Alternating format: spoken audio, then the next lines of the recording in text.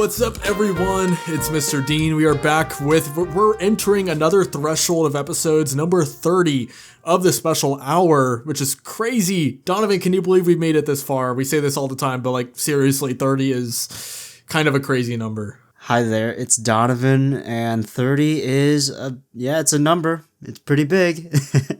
Thank you for listening for all these episodes. Yes. And today, to celebrate the momentous occasion, we have another special guest. It's been a few episodes since we've had one, but this one's going to be a lot of fun. We have Mr. Emerald. What's up, Mr. Emerald? Hello, I'm Australian. Oh, that's just your defining character. I feel a little out of place because Mr. Dean, Mr. Emerald, Mr. Dud, Mr. Chan. I need a Mr. in my name. Yeah, you're missing the Mr. Just change your name to Mr. Dud.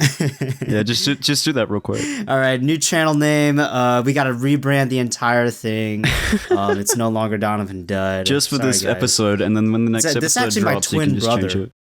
Yeah. It's your evil twin brother. Like, this is a really, I feel like this is a very niche reference, but for anyone to watch Peanut Butter Gamer, you're like, what was it? Like Pubagoo from the Tomodachi video. Yeah, that's the guy that's been sending you all those reels, Mr. Dud, not DonovanDud. Yes. Anyway, what have you guys been up to over the past week? How are you doing? Cold. Oh, I have a story about cold, but I'll wait for my turn. Well, there was a lot of snow. Shoveling, doing work, playing some games. Nothing too exciting this week, unfortunately. Well, Emerald, I heard that it's not very cold for you over there. Oh, absolutely not. No, at the moment it is, for the American viewers out there, it is currently 101 degrees Fahrenheit here in Australia, so it's a little brother is in paradise right now. Donovan, I don't know if I would call that paradise. Like, as someone that down where I live, we have probably like 100-degree weather in like a fourth of the year. It is not paradise. Like, I get this goes back to an old question on the podcast. Would you rather freeze to death or burn alive? Would you rather be in Chicago or Australia? Way to get morbid. Just start off the episode. Yeah. Damn. What are we, like 2 minutes in? Yeah, happy-go-lucky episode. You know, nothing new here. What about you? You have an interesting story, Mr. Dean. Yes, that happened. Yeah, what's your super epic cold story? Yes, so just like an hour ago before we were planning on recording this podcast, I was playing Minecraft with my friend. Shout out Kobe if you're watching this, but we were going to play Minecraft and then all of a sudden the fire alarm at my apartment goes off. So I'm like, fuck, because like it's already annoying because you have to, get out of the apartment and everything, especially whenever I'm in the middle of, an epic gaming session and everything. But then I remembered, oh shit, it's like 25 degrees outside right now because at the time of recording this, like the entire eastern and southern side of the U.S. is being hit by like a big Arctic freeze. Ted Cruz even fled the country again, like he did in 2021. For those who know, I remember it's 25 degrees outside, and I quickly put a coat on. The problem is that I had no socks. And I was wearing these really like thin pajamas, right? So not the greatest clothing for whenever it's cold outside. Me and my roommate go outside, and it's also like windy. So it's not just like cold, but it's cold and windy. So we're just like huddled up. Yeah, we're just like huddled up outside.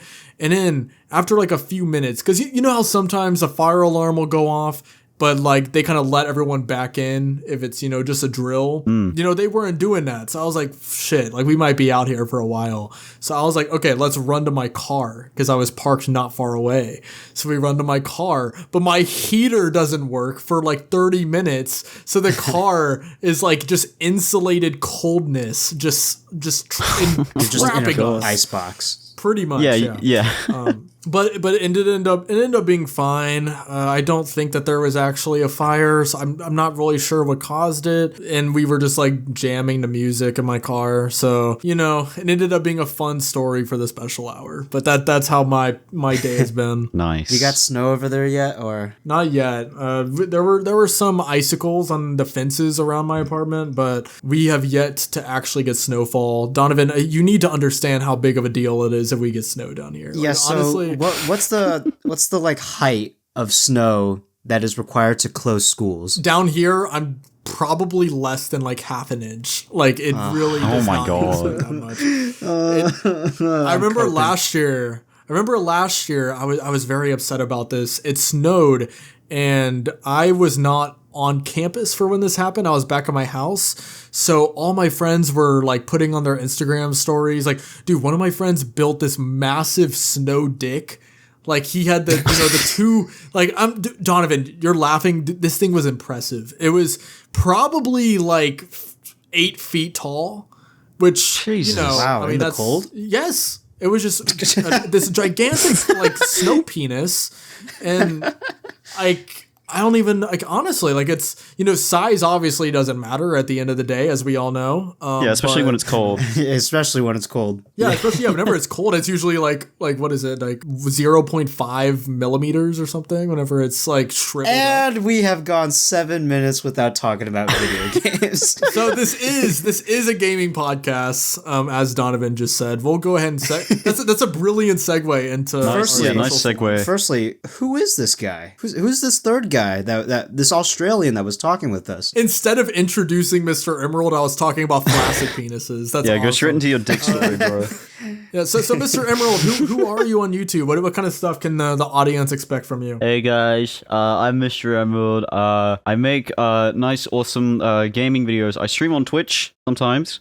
Twitch.tv/Mr. Emerald _. You want to check that out? Mostly like a lot of variety games. A lot of stuff I post on YouTube or am supposed to upload are just like condensed little stream highlights. I'll usually take a Twitch VOD and just edit it down as best as I can to make it nice and fun for the viewer. I know a lot of my streams in the past have always been kind of intense. Like I did a stream like a year and a bit ago where I blew up 500 balloons in my bedroom. Oh my god, what? Yeah. Like it's like Mr. Beast and IShowSpeed like rolled in. Yeah, IShowSpeed like detonating a firework in his room. Forgot about that. Yeah, that was a intense stream. Yeah, I've done stuff like I threw a party in my room while I was playing Wii Party once. Oh. Like fire. I played yeah. Do you mean like there was just like a normal party going on behind you and you were just playing Wii Party and ignoring everyone? Wish. Or I wish that would have been so awesome. good. I would have loved to do that. There's a stream idea for you. That's such a good there's like stream red idea, Solo actually. cups all over the place. People are raving in the background, and then you're just playing Wii Party. That's perfect. I've got red Solo cups in my apartment at the moment. I could so do that. Sorry. What were you saying though? For that one, I just put up like a bunch of like party decorations in my room. I had once again balloons in the back. I had like party food out as well. It was great. Another one I did was I played Mario Kart Wii Upside Down. That one was really fun to do. Dear God, I've seen you play Clubhouse Games, which is peak game. Yeah, actual peak game. Donovan has actually been trying to convince me to like see Clubhouse Games as like a top 10 Nintendo Switch game for a while now. So do you also hold this stance? I mean, like, it's pretty good. I don't know if I put it top 10, okay. Maybe top 20, but like, it's definitely good. Top 10 multiplayer Switch games. Okay, yeah, I'll agree with top 10 multiplayer. Maybe not top 10 single player, but it's still pretty good. Still pretty good. And it's interesting to see the parallel with some of that early Mr. Beast content whenever he was just like reading the entire dictionary in one sitting and all that kind of stuff. True. Where you have these like outside of the box ideas, and your name is also a Mr. name. So like where does Mr. Emerald come from? Is Emerald just like your favorite mineral or something? Or I think if I remember correctly, I've had the name since I was like really young, like 8 or 9 years old, I want to say. For the record, I'm 19. Or like 6 or 7 years old, maybe. So I think I got the name from, if I remember correctly, I think I got it from Minecraft. When I was really young, spent so much time on Minecraft, like every kid. You're just like trading with villagers and stuff. Yeah. Every time I think of Emerald, I think of Minecraft, which exactly. It's very brain rot. Good or bad thing. Very brain rotty. Oh yeah, exactly. Like I remember like my favorite color since I was young has always been green. Finding emeralds in Minecraft was like, oh my god, it's the best thing ever. And the fact that I could trade them with villagers, no way, they have an actual use. Mm-hmm. Like I was always the kid that was hoping that Mojang would add emerald armor into Minecraft. I was about to say. I was on the same side as you. I always wanted to make like an emerald pickaxe.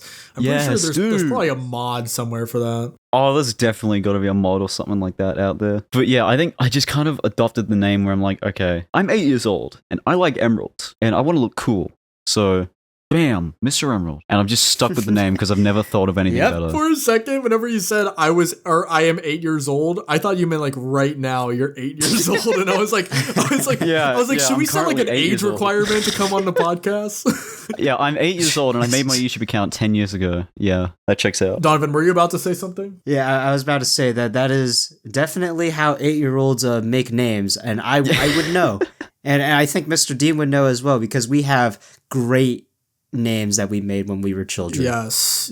I forgot we talked about that, and I think one of the first episodes of the podcast. But I remember one of my first names I made was like Marty Party or something. Marty Party, interesting. Yeah, Marty Party, and then I had a name like Baseball Matt because I used to play baseball. Matt. I wonder how many people have thought of that. I mean, I feel like Baseball Matt's not as creative. Marty Party, I feel like you got to be. Marty Party's got a bit of a ring to it. Yeah, I mean, should I just change my YouTube name to Marty Party? Yeah, so I'm Mr. Dud, you're Marty Party.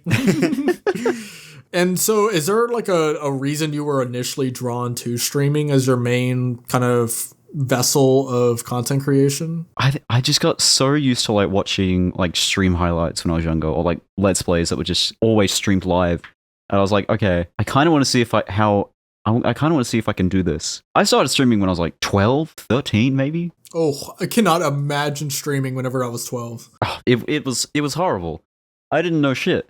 I couldn't do it. I couldn't do anything. What was the streaming setup when you were 12? Oh my, it was terrible. Bloody like $400 laptop, like crappy webcam and mic. It was just awful. I remember like downloading like overlay templates and then just like in paint.net like pasting my name over it. The most like janky like thing you could do, minus like streaming from directly from a PS4 or something. Like it was jank. I love hearing all these like budget setups people made when they were younger. Because when I was younger, I tried out streaming for a little bit. I remember, I think my first few streams, so I didn't have a capture card, right?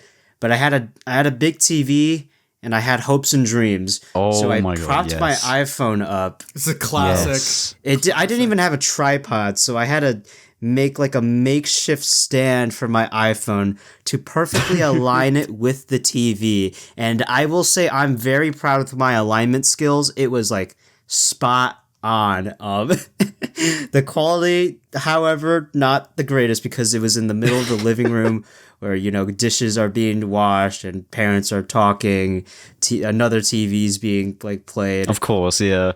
You know what? I used to do the exact same thing when one of my first like streams that I ever did was like a Mario Kart Wii stream, and of course I didn't have a capture card. I didn't get a capture card till I was like 17, and so I would just literally take the laptop webcam, put it on a chair and a few books, point it at the TV, and try and line it up as best as I could, and then just like I would be playing Mario Kart Wii on the Wii U, and I would make sure that I would be streaming it through the gamepad, so that I could put the gamepad next to the webcam mic and get clearer audio. Oh my God. See, look, 1,000 IQ move right there.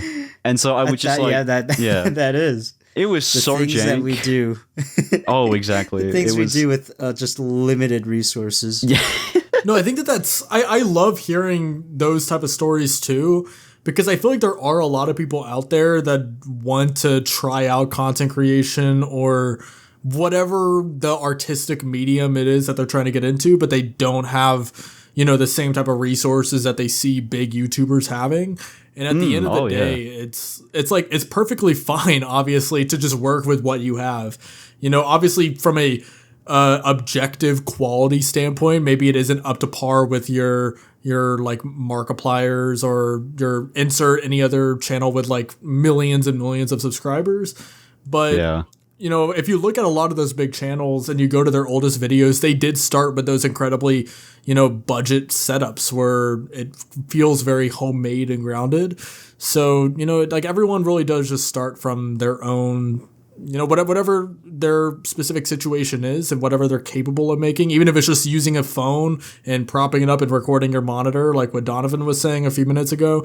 I feel like that is a really cool thing to hear about. Not to like randomly get all motivational and stuff, but no, that's fair. Like we are now a motivation podcast. I mean, like, someone say something outlandish right now. Nothing's coming to mind. Damn it, we're too motivational. So whenever it comes to streaming, we were kind of talking about this with Sir Musty. I think that was like 10 episodes ago, since streaming is also his primary thing. Is there anything that you do in terms of like work-life balance in order to avoid the B word, burnout? Everyone, ooh, it's a word, B word. It's a word that's terrifying. But I don't. It's like with streaming, especially whenever you're streaming and editing videos from your VODs. That's something I briefly tried doing in the past, and it is so mentally draining, at least for me, to be like consistently doing that. So I'm always fascinated by how people manage to like, consistently do it as their like, vehicle of content. It is, it is hard sometimes to find the balance. I've only really been able to like get a hold of it as of recently, like within the past 6 months. Like even back like a year or two ago, like even then I would constantly just take so long to make videos that like I would have a stream, like I would stream something, say it's like 2024 and I stream it in like August or something. It would take me like 2 to 3 months sometimes to like put that video up, just because like finding that work-life balance was just too hard to me. And like I would just keep getting demotivated. I'm like, I'll get like 30 seconds editing done and then like move on. And then I'll tell myself, I'll work on this tomorrow, and I don't touch it for 2 weeks. Right. Yeah, no, I also think it's one of those things where like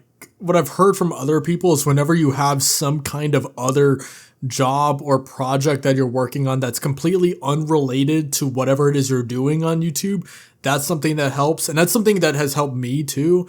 A lot of people that follow me on YouTube probably have no idea because I don't ever talk about it on the platform. But like I have a whole Instagram account solely just for like reviewing albums. And I don't try doing it monetarily or try to like promote it, because that's something that I have that is not work related whatsoever, not school, not homework, nothing like that. And that's something that's kind of helped me personally with like grounding myself and, having that kind of creative outlet that I'm not thinking about, analytics, not thinking about any of that kind of stuff. So I was curious if you have anything like that you do, especially because I know you're also a university student too. So you also have to balance the workload with school and YouTube and all that. Well, yeah, I do have something similar that is like music related. So like my favorite genre of music is jazz fusion. It's a genre that has existed for like 50, 60 years. And my main focus in jazz fusion is Japanese jazz fusion. And I have a whole channel dedicated to just archiving a bunch of works from that genre. And so what I'll do is I'll go ahead and like buy all these like this material, like albums, like vinyls, laser discs, VHSs, all that kind of stuff, and just like put them up for the world to see, because 9 times out of 10 the stuff that I get isn't archived anywhere. So I always find like a lot of gratitude in being able to like keep this stuff archived to people to watch. Yeah, kind of acting as like a method of preservation. Yeah, pretty much, yeah. I think the biggest band that I definitely have the most stuff for is the Japanese band Cassiopeia. It's a jazz fusion band that was started in the late 70s. I think my collection of stuff for them is probably, at this point, close to about $1,000 worth of stuff. There's a lot. Dude, that's so crazy. Yeah. No, I remember whenever you were telling... So I was DMing Emerald a few days ago, because whenever me and Donovan were talking to him not a while back, like a week ago or so, we had mentioned that he had liked jazz music. So I DM'd him and I was like, what kind of jazz stuff do you listen to? And whenever he said, I listened to some like Japanese artists, and he sent me who he listened to, I was like asking my roommate because he's from Japan. And he was like, "Oh yeah, no, he's tapped in." And I was like, "Oh shit." Okay. So I guess I need to. I was like, okay, I guess I gotta hop on now. I guess so. There's some bangers hidden in the jazz fusion world. I'll tell you that. No, jazz is easily like one of my. See, this conversation could so easily derail for the rest of the podcast and just us talking about jazz. But for anyone listening that's not like checked out jazz, seriously, like go put you on some Chet Baker, put on some Miles Davis. The Japanese band that he just said. I already forgot what it's called, but Cassiopeia. You say it's jazz fusion? Yes. Yeah, jazz fusion is normally, at least the music I've listened to, it's like jazz and rock kind of combined. Yeah, it's a mix of I think it's jazz, pop, and rock are like the main three. I see. I haven't heard of that before. Yeah, the bands that you said, are they instrumental or do they also have vocals? 9 times out of 10, it's all instrumental. Sometimes they might introduce vocals. That's what I thought. But yeah. Yeah, because whenever I think of jazz fusion, like whenever you originally said you like jazz fusion, I thought of like Bitches Brew by Miles Davis or like, I don't know, that kind of vibe where it's a little bit more funky or rock, but it still has like jazz as the backbone for the music. I'm sorry, I'm probably boring our listeners so much that aren't into music. Is this a gaming podcast? I don't think so. This is a gaming podcast. Music podcast. Donovan, think of it this way. Jazz fusion in the music world is kind of like the soundtrack for Mario Kart 8. It's like that's the greatest segue in the world. It's like, the soundtrack for Mario Kart 8. It isn't solely jazz, but it has that jazz, backbone. that does low key give me a good reference. I could be completely wrong. I'm sure there could be some jazz head listening to this that's like, this is so fucking disrespectful to the art of jazz to compare it to Mario Kart.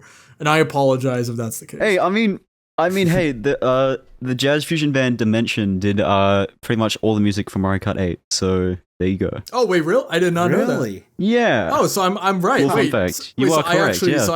Wow.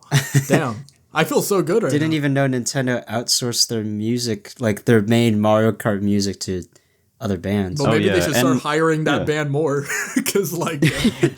Well, yeah, because they got a whole team that is just like, it's got the band Dimension. It's got a bunch of other like jazz fusion players. One of the players is from the band Cassiopeia as well. Oh, so it all connects. Small world. It all it all came together. World. That was exactly. perfectly planned. Yeah. You know what? Hey Donovan, you know what game also has some pretty nice jazzy instrumentation in it? Oh no, Kirby's. Say the line. No. There it is.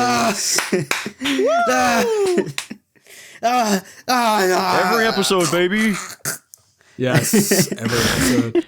All right, so do you want to go ahead and hop into our special selects? Roughly 26 minutes into the podcast. Special selects time. So who wants to go first? What have you been playing over the past week? I've been replaying Tomodachi Life on the 3DS recently. Awesome. So valid. Warming up for the new one? Oh yes, it's been so good to play that again. Like I recently started a new island, and it's been such a treat to replay that game. Have any of your Miis gotten into any significant fights so far? Not yet, although I'm dreading the first one. You know it's gonna happen. You can't have a round of Tomodachi Life without your Miis exactly. Fighting. They're gonna be throwing bloody abacuses at anyone at any point. It's just a matter of time. Are you planning on getting Living the Dream whenever it comes out? I gotta buy a Switch 2 for that first. Actually, wait, is it? Well, I think it's gonna be coming on Switch 1. Oh, okay. Yeah, it's gonna be on Switch 1. It's actually there is no Switch 2 version for some reason. Yeah, there's no excuses. It's just Emerald. Nintendo Switch. There's no excuse. I'm gonna play Living the Dream. It's gonna come out and it's gonna be so good. It looks really good. No, it does. And Tomodachi Life is already like one of my favorite games, and I'm so mad because I don't own it anymore. And like all the copies on Amazon. What did you last trade time I it checked for? her. Donovan, I don't want to fucking know what I traded it for. It was probably some dumbass shit. Knowing me, you know, dude, there's another way you can play it. Hypothetically, right? I would never do that. Yeah, I would never do that. No, yeah, absolutely. I would never do that. I can't publicly say I would do that because I want to stay on Nintendo's good side, but I could theoretically boot up, what is that 3DS emulator called? Citrus? I could boot up Citrus. Hypothetically. It's an orange. Okay. Donovan, what have you been playing over the past week? All members of the special hour own every game publicly. Yes. Thank you for that. I really appreciate that. Just a little disclaimer. It's just been a little bit more of the same with one new game. Hades 2, still chugging through that. I finally beat Chronos, but that's still not the end of the game, so I still gotta keep fighting through the underworld. It's very fun. Again, Hades 2 has like 0 flaws. It's borderline perfect. Perfect game. Yeah, borderline. Like, I'm being dead ass. Please buy a Hades 2. I've been playing Final Fantasy VII Remake Intergrade, checking through that a little bit more as well. Yeah, very fun. Super impressive for Switch 2. Absolutely love the world. Maybe I don't gel too much with like some of the story changes and the filler content, but nonetheless, very, very fun action JRPG. I love the combat. And then just recently, I played it for the first time today, just to get some footage for completely like a sort of unrelated topic, but I used the game as background footage. But I was playing God of War Ragnarok. I have not played we play real God games of War. too. We play real games. I don't play those baby Nintendo. Ew. I play manly games for rednecks and strong real games, strong dudes. So we play real games where blood by people. happens and I kill people. So, we play real games that you would find on. You can hear us on True Social talking about those. So I have not played God of War 2018. I'll probably watch a bunch of recap lore videos to get me up to speed. But there was a recap video in the game itself, so I guess that kind of got me up to speed.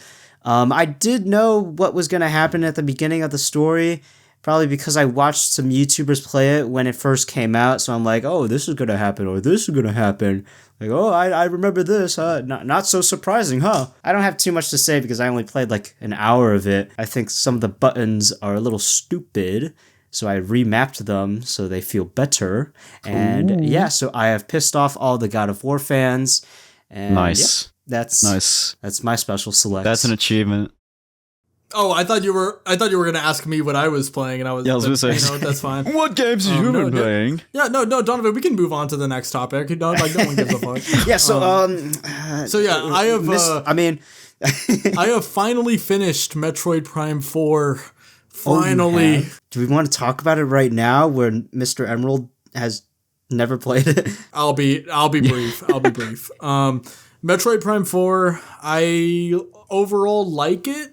I don't think it's like the worst thing ever, like many people would have you believe. I definitely still prefer Metroid Prime Remastered.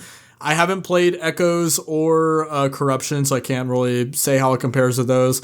Overall, though, Metroid Prime 4, I was less bothered by the implementation of other characters kind of aiding you on your journey in some facet. It ended up being not nearly as obtrusive as I was expecting. There were many times where you were still on your own, which I really appreciated.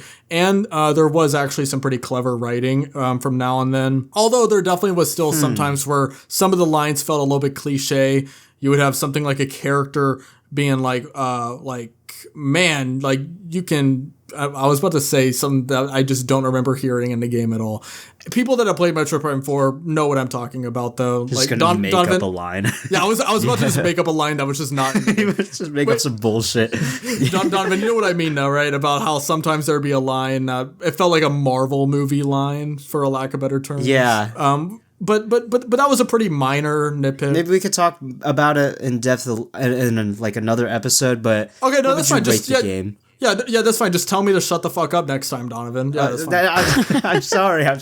I didn't think you'd finish it like for this episode. And yeah, no, it's fine. I was so ready to talk. Learn to keep your mouth quiet. No, it's good. Yeah, but yeah, on a scale of 1 to 10, I would probably give it like a 6.7 or something, somewhere around there. We cannot handle multiple six. We cannot keep doing this. No, the bad part is like that is unironically roughly what I would score the game. Like I'm not even joking. It's probably around. It's probably hovering around a 7. It's hovering in that area. I love Metroid. I've played the NES version, and that's it. I still can't. Wait, can we talk about that? I still cannot believe that is the only Metroid game you've played. Well, okay. Before I moved, when I was back at my parents' house, so I had an NES set up. I had a CRT and an NES, and I had 3 games: Super Mario Brothers, Pinball, and Metroid. Pinball. I don't know why. Yeah. Okay. Pinball was for Sten's Every Nintendo Series Explained. I use that to get footage. Yeah. Super Mario Bros. I just got it because I have an NES. What else am I gonna get? And then Metroid, I'm like, okay, well, I want to play something that's gonna be worthwhile. Me owning an NES, and I remembered, Metroid on NES is the thing where the faster you complete it, the more revealing Samus gets at the clothes, the less clothes Samus has. So I gotta beat it as quick as I can. That's not why, but I thought, okay, it'll be a nice game to actually sit down and play for a little bit, and so that's why I got it. Pretty fun, pretty good. Okay, that's a wholesome story. For the first of its kind, it was pretty good, and that's it. And I just haven't touched Metroid since. Jokes aside, it's definitely a very, very quintessential video game and the canon of game. I sounded so pretentious right there. The canon of games. It's very world of video games. But it is very important. It's just one of those things where it's your first Metroid game. It was the first Metroid game. I did. I found it pretty good. That's all that matters. That's all that matters. I'm glad that you had fun. Some people's first Metroid games could be a Metroid 2 on the Game Boy. I don't know how anyone on the Game Boy could put up with that in the That's 80s. the best one. That's the best one. I'm joking, by the way, just for the record. That is not the okay. Anyway, we are almost 40 minutes in, and we have not. We're almost 40 minutes in, and we have not even acknowledged the main topic of this episode. This is so bad. Oh, Jesus. Here we go. So drum roll, please. Let's go ahead and get into it. Drum roll. All right, everyone, give me a drum roll.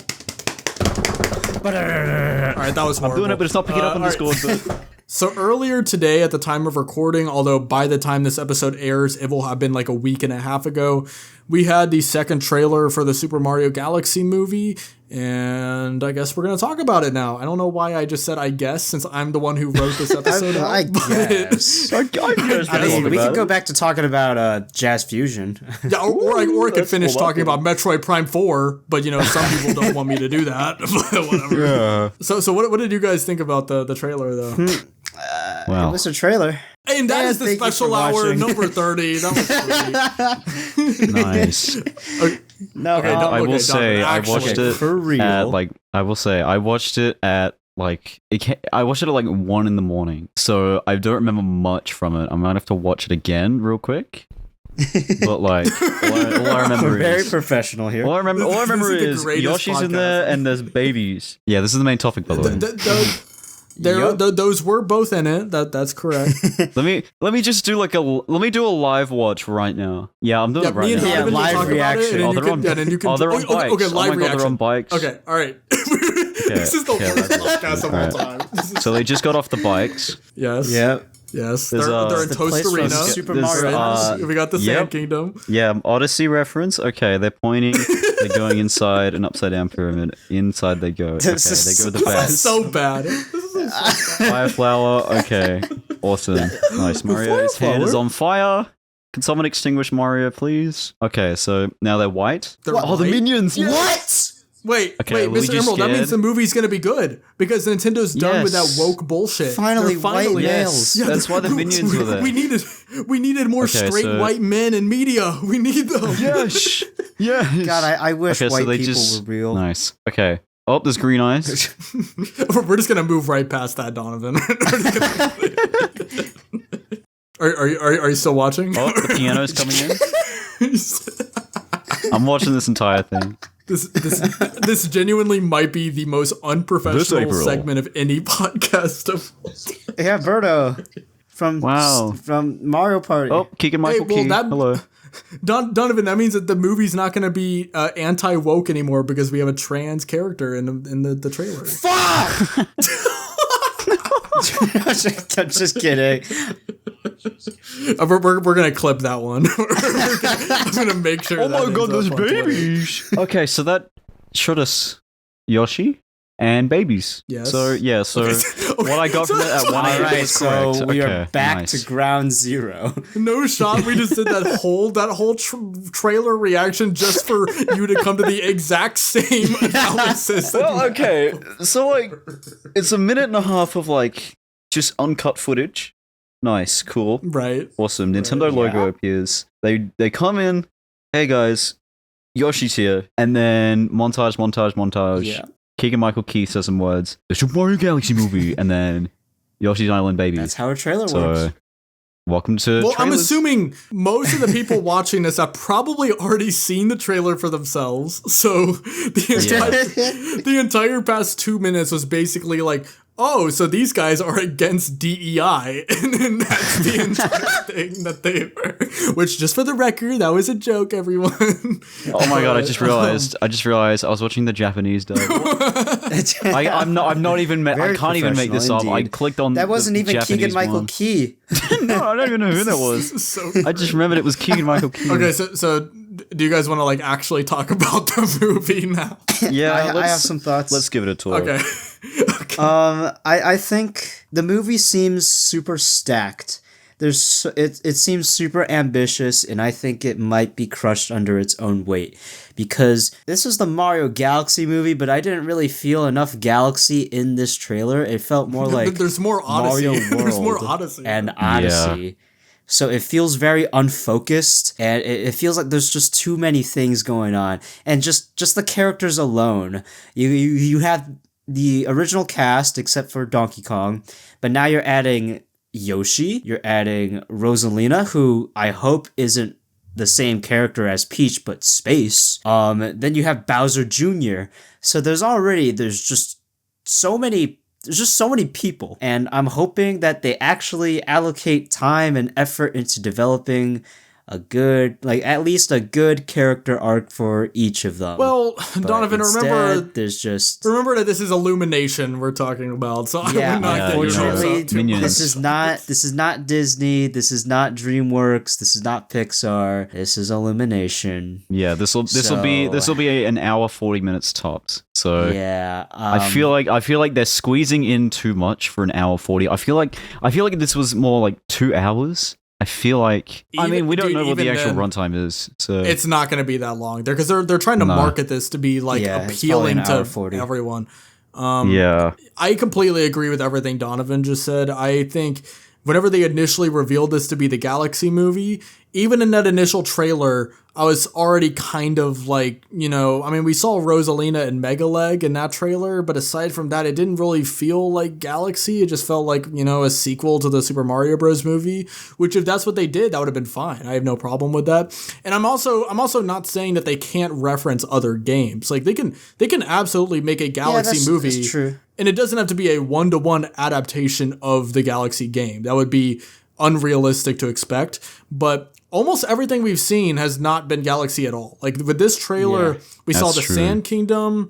We saw Bowser Jr. with the Wonder Effect. We saw the T-Rex from Odyssey. Like, really, what did we see in this most recent trailer that is like, oh yeah, that's from Galaxy?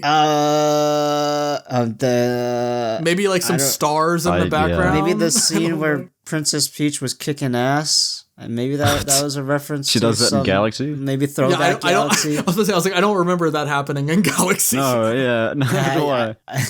I just feel like this movie, like the last one, might be a ginormous ADHD blast where It's it probably has like going to. breakneck pace where you're just pointing at things like, oh my gosh, is that the super scope? Nostalgia slop. Oh my god. Well, it is definitely going to be reliant on fan service like the first movie. I would not be surprised if that's the case. I agree. I want there to be actual fucking character development because that was my biggest problem with the first movie. What character arc was there in the first movie? Like it was, just Mario becomes a hero. Which is, that's No like, way. I'm not. Yeah, that's fine. I'm not saying that I'm trying to have some like Pixar level, like deep character, like driven story, like with Pixar. I could have spent a whole podcast talking about, I could talk about Ratatouille, or I could talk about like The Incredibles and talk about the different themes in those movies. I'm not saying they have to do something crazy like that with the Mario Bros. Movie, but I just want something where you actually have interesting traits with each of the characters beyond simply like Peach is the badass princess that's fighting, because obviously in this, storyline, she's not a damsel in distress, which I'm fine with, but that does make me worry a little bit, like Donovan was saying about Rosalina being too similar to Peach, because so far in this trailer, they are both fighting evil. So I'm really hoping Rosalina's not going to be Control-C, Control-V of Peach. Yeah, just a color swap and that's it. I mean, I think about they should strive for Pixar or Disney quality, because Mario cannot be getting usurped by Zootopia 2 in the Rotten Tomatoes score. I don't think that's right. I think they should strive for better. Can I interject real quick? How has Zootopia 2 become one of the highest grossing animated movies of all time? I'll tell you how much. $1.7 billion. I could tell you many. Yeah, I'll tell you the answer. Judy Hopps. For any lucky souls that have not been on Reels and have not seen the debauchery people have been posting about Judy Hopps, I am so jealous of you. I know Disney's been popping off with their animated movies recently, even though I low-key think they're of lower quality than their original counterparts. What just recently came? Moana 2. I know nothing about that movie. I think everyone agrees that it's worse than the first one. Mad successful. Same with Zootopia 2. People are saying it's not as good as the first one, but it's making so much money. Inside Out 2. Even I thought there about ain't gonna that be another with, Shrek 2, bro. Yeah, Inside Out 2. Yeah, I do feel like that. Like, as of at least like within the past 10 years, I haven't seen like a good sequel to a film that has been better than the original. Yeah, well, I'm not saying that just because it's a sequel, it can't be better than the original. I just think from what they've shown, kind of like what Donovan was saying, it just feels like an ADHD, just like romp through the Mario universe with all these characters. It feels like more of the same, but even more, which might be a problem. Yeah, it's like... Yeah. Like I still think I'm going to go to the theater and have fun. Like I still think it's going to be a fun movie. Oh yeah, I'm gonna watch it. It comes out on my birthday. Oh nice. Happy early birthday. Which is in like 3 months. That's kind of weird that I'm saying it now. Whenever we're gonna be recording together, like probably 12 times before then. But anyway. Yeah, exactly. Another thing I'm very interested in is how they're gonna handle Baby Mario and Baby Luigi. Because what's going on there? Yeah, like what the fuck? Because like we already mentioned how the runtime is going to be presumably around an hour and 40 minutes. Are they going to try to explain time travel or a multiverse in an hour and 40 minutes and then not completely kill the pacing of the movie? What I'm hoping is that it's like they maybe ate a mini mushroom and it turned That's what I was about to say. I was about to say that. Like, what if it's just they eat like a mini mushroom? Bowser ate a mini mushroom and it just turned small. That is the only way I can think of that they could handle that and it not be absurd. Like, can you imagine? It's like Mario and Luigi partners in time, and then they have that whole rabbit hole to go into in an hour and 40 minutes. Please, they gotta dumb it down for children. Yeah. I think that they'll be smarter than that, though. I really hope it's as simple as like they just kind of turn into babies and then they come back to their normal adult self. We'll find out, though. I just wished Illumination's writers would learn from their mistakes and improve instead of just focusing on what will get the most butts into seats. That's true. But wait, Donovan, but Illumination is my favorite movie studio because they made the Minions. Because they made Despicable Me. They made the Gru movie. Hey, Despicable Me 1's kind of fun. They made The Secret Life of Pets. I haven't watched that since theaters. Dude. Isn't Secret Life of Pets like just a blatant ripoff of Toy Story? I can't believe I watched that in theaters. I think it is. I think I watched it in cinemas, and then afterwards, I remember my dad getting like a rip of it online, but it was just like someone recorded it off their camera, and it was the worst quality. Are you serious? I'm dead ass. I'm dead ass. He did this for like multiple movies, like 10 years ago. Dude, this episode we have been doing so bad about staying on topic with everything. Like this is there anything else that we have not mentioned about the trailer? I mean, we kind of hit the main talking points, to be honest. Yeah, I feel like that's pretty much. I found the dynamic with Yoshi and Toad kind of funny. Oh, how Toad was like, wow, so you just met them. It's like, who the fuck is this guy? Yeah. Another thing. That's probably what Keegan-Michael Key said in the recording booth. Like, who the fuck is this guy?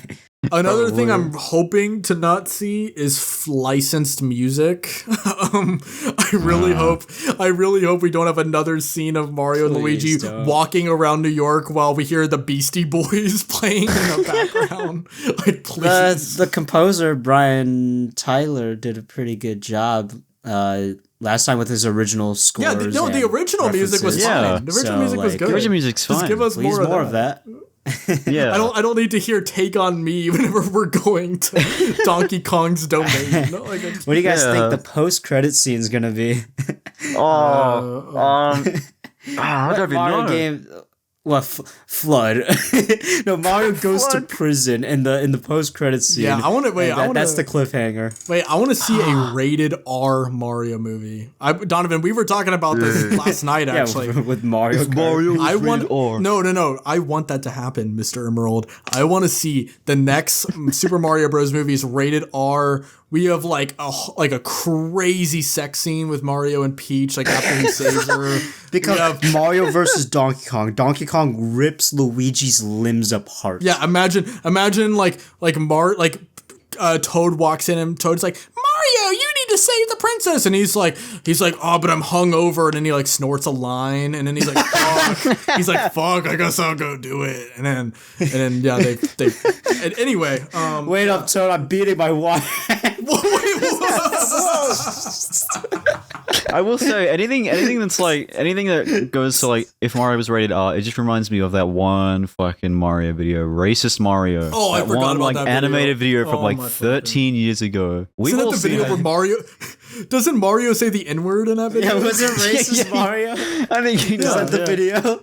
Yeah, it's the one where it's obviously I'm not gonna say the word, obviously, but I'm not about that. But no, it's like I guess Donkey Kong like drove by Mario and then he just like shoves a banana up his ass. It's like so graphic. And then there's also a scene where Kratos just randomly appears and then Kratos just like circle back to God of War. Over 11 years. Over 11 years, they've changed the thumbnail 3 times. Oh, I think originally it was Mario angry on the right side and Peach in a bikini, I think, on the left side. And then to like avoid censorship, they covered up Peach, if I remember. And now it's just a screen grab from the video of Mario like holding a banana about to shove it up Donkey Kong. So like, dude, I forgot about, like, there's also a scene where Sonic came into frame and then Mario just like skins him alive against the road. Yeah, so, Illumination, take notes. I'd go Illumination. Illumination. If you want to make an R-rated Mario film, just like watch that video. Yeah, for specifically Mario Kart. Please, dude. Yeah. That could be like a bonus special feature on the digital release. So on that note, do you guys want to move on to our question for this week? Oh yeah, sure. So if anyone has any questions, I can't get over this. Is the worst episode we've ever recorded, and I'm loving every second of it. I'm glad to be a part of it. So yes, So if you guys have any questions that you want us to answer, it can be gaming related, not gaming related, whatever you are fancying. Feel free to join our Discord server, and we have a text channel called Ask the Host. And you can ask whatever's on your mind there. There's no limit to how many questions either. If you want to ask us 100 different questions, we probably won't answer all of them. And if your questions suck, we might not answer any of them. But feel free to go and do it anyway. So today we have a question from Ivan Avi, who is, of course, a friend of the channel. He's our favorite Breath of the Wild denier. He's been on the podcast before. And I'm sure Ivan is very happy. I'm sure you're very happy to share your question to be answered on the same episode where we talked about flaccid penises. We talked about the N-word in the Racist Mario video. And me and Donovan talked about wanting more straight white men in our movies. So anyway, the question for this week, this is Yay. Yay. Yeah, so our question for this week. Sorry, I'm not saying it right now because I'm trying to pull up my outline where I have the question. So I'm stalling right now. Only professional. Okay, wait, no, it's not right there. Fuck, where is it?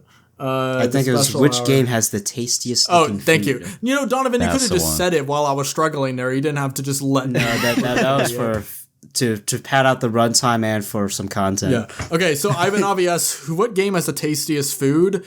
I mean, for me, it's Breath of the Wild, which, I mean, that's just also funny because he hates that game. And guess what has the tastiest food? All right, Donovan, what about you? Game has the tastiest food. I wonder what game... I'm stalling right now. I have no idea. Mr. Emerald, what about you? What do you think is the tastiest food? I mentioned it earlier. I mentioned the game earlier. Tomodachi Life. I'll put my foot down. Oh, wait, that's a good... Wait, hold up. Yeah. Wait, The variety of food. food in Tomodachi Life is incredible, unlike anything we've ever seen. It's amazing. On the topic of Tomodachi Life, which has realistic PNGs of food, I'm going to give it to Kirby Air Riders with their high-quality images of food in glorious 4K resolution. Not real? And Gourmet Race. I'm gonna also lock in Super Gourmet Paper Race, true. Mario as one of my selections. Ooh. I think because plus Super Paper Mario, I'm pretty sure some of the food has like status effects too, right? Maybe I'm tripping. I have no idea. Yeah, well, I fuck don't you, know. Donovan. You never played a Paper Mario game before. I love you too. Mwah. love you too, Donovan. All right, and on that note, that was the special hour number 30. Nice way to end it all. That genuinely might be my favorite episode we've ever recorded. And I really love how this episode went too, because whenever we were talking to Mr. Emerald previously, he was like, dude, I cannot wait to record with you guys. And I really hope this did not shatter your expectations of what the podcast This is everything I expected it was going to be and more. This has been a blast. Yes, sir. This was so good. Thank you, guys. Yeah, so Mr. Emerald, where are you on True Social if people want to follow more about you? And on True Social, I am. No, so I'm on yes. So where are you on the internet if people want to follow you? Okay, so I'm on Twitter at Mr. Emerald YT. I don't really tweet much. Don't really do much there. I'm on Twitch, as I said before, twitch.tv/Mr. Emerald _. I'm on YouTube at Mr. Emerald, and that's pretty much it. I make music as well. If you want to catch my SoundCloud, it is Mr-Emerald-YT. I haven't really made music in a long time, but check that out if that's your thing. Other than that, that's pretty much everything. Oh, nice. Donovan, where can the people find you on the internet? You can find me in the comment sections of Truth Social, but I'm also on YouTube, DonovanDud, where I make reviews and discussions of video games, and maybe I'll definitely throw in the Mario movie when that comes out. I'm also on Discord, the Nintendo Boys server. I'm also on Twitter and Instagram. What about Mr. Dean? Are you on Truth Social? I am on YouTube, of course, MrDean44. Also here on the special hour, which I guess there was no point in me saying that because you're already here. Really? I didn't know. Donovan, shut up. It's my turn, Donovan. You had your moment. I'm also on Twitter, also on Blue Sky, on that woke social media app. So if you want Blue Sky? Well, you're too busy on True Social, Mr. Emerald. You don't have time true. For, that is true. Yeah, I'm busy contemplating as an Australian. Yeah, as an Australian. this is the worst ending to any episode ever. Dude. All right, I'm just gonna restart. Okay. My name is Mr. Dean. You can find me. You can find me on YouTube. Yeah, I am on YouTube, MrDean44. I'm on Twitter, Blue Sky. I have a Discord server called the Dean Kingdom. So if you want, you can join that. It's been a little bit static recently, but I actually do. I have a music channel on there, and I want to make more use of that. So, if you want to join and share whatever playlists or songs or whatever you've been listening to, feel free to. I would love to have you in there. And yeah, so bye. Bye.